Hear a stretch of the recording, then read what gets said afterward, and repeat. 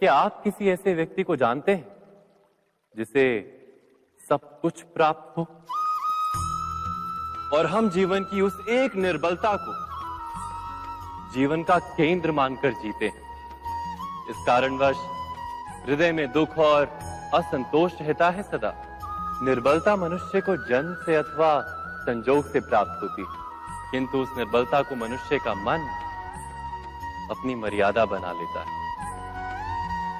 किंतु कुछ व्यक्ति ऐसे भी होते हैं जो अपने पुरुषार्थ और श्रम से उस निर्बलता को पराजित कर देते हैं। क्या भेद है उनमें और अन्य लोगों में? क्या आपने कभी विचार किया है? सरल सा उत्तर है इसका। जो व्यक्ति निर्बलता से पराजित नहीं होता, जो पुरुषार्थ करने का साहस रखता है हृदय में, वो निर्बलता को पार कर जाता है। अर्थात निर्बलता अवश्य ईश्वर देता है, किंतु मर्यादा मनुष्य का मन ही निर्मित करता है। स्वयं विचार कीजिए।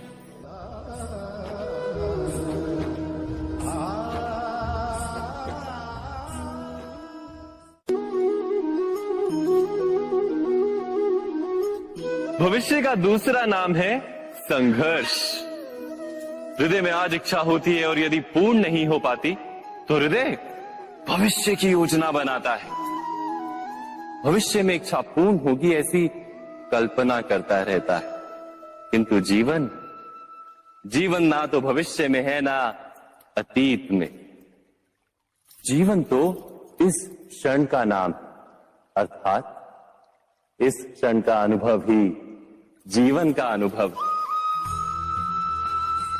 पर हम ये जानते हुए भी इतना सा सत्य समझ नहीं पाते। या तो हम बीते हुए समय के स्मरणों को घेर कर बैठे रहते हैं, या फिर आने वाले समय के लिए हम योजनाएं बनाते रहते हैं और जीवन जीवन बीत जाता है। एक सत्य यदि हम हृदय में उतार लें कि ना हम भविष्य देख सकते हैं, ना ही भविष्य निर्मित कर सकते हैं, हम तो केवल धैर्य और साहस के साथ भविष्य को आलिंगन दे सकते हैं, स्वागत कर सकते हैं भविष्य का। तो क्या जीवन का हर पल जीवन से नहीं भर जाएगा? स्वयं विचार कीजिए।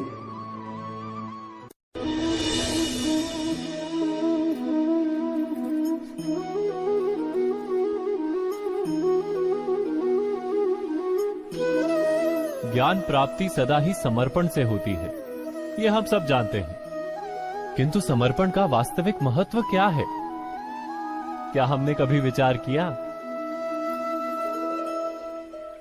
मनुष्य का मन सदा ही ज्ञान प्राप्ति में विभिन्न बाधाओं को उत्पन्न करता है।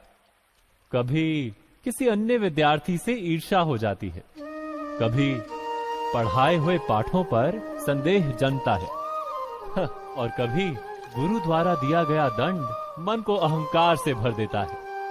नहीं, क्या ऐसा नहीं होता? न जाने कैसे कैसे विचार मन को भटकाते हैं और मन की इसी अयोग्य स्थिति के कारण हम ज्ञान प्राप्त नहीं कर पाते। मन की योग्य स्थिति केवल समर्पण से निर्मित होती है। समर्पण मनुष्य के अहंकार का नाश करता है। ईर्ष्या, महत्वाकांक्षा आदि भावनाओं को दूर कर हृदय को शांत करता है और मन को एकाग्र करता है।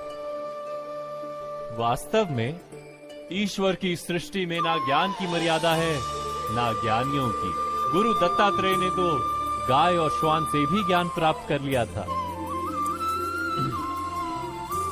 अर्थात विषय ब्रह्म ज्ञान का हो या जीवन के ज्ञान का या गुरुकुल में प्राप्त होने वाले ज्ञान का, उसकी प्राप्ति के लिए गुरु से अधिक महत्व है उस गुरु के प्रति हमारा समर्पण। क्या ये सत्य नहीं?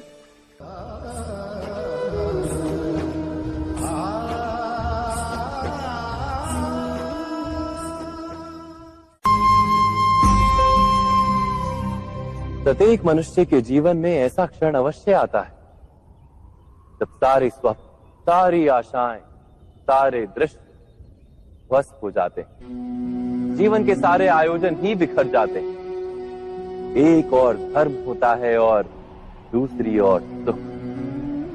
इसी को धर्म संकट कहते हैं। जब धर्म का वहन ही संकट हो और धर्म का त्याग ही सुख हो। विचार कीजिए, कभी किसी स्वजन के विरुद्ध सत्य बोलने का अवसर प्राप्त हो जाता है, कभी ठीक दरिद्रता के समय सरलता से चोरी करने का मार्ग प्राप्त हो जाता है, कभी किसी शक्तिशाली राजनेता या राजा के कर्मचारी का अधर्म प्रकट हो जाता है। सबके जीवन में ऐसी घटना बनती ही रहती है। अधिकतर लोग ऐसे किसी क्षण को धर्म संकट के रूप में जान ही नहीं पाते। हमें किसी प्रकार के संघर्ष का अनुभव ही नहीं होता।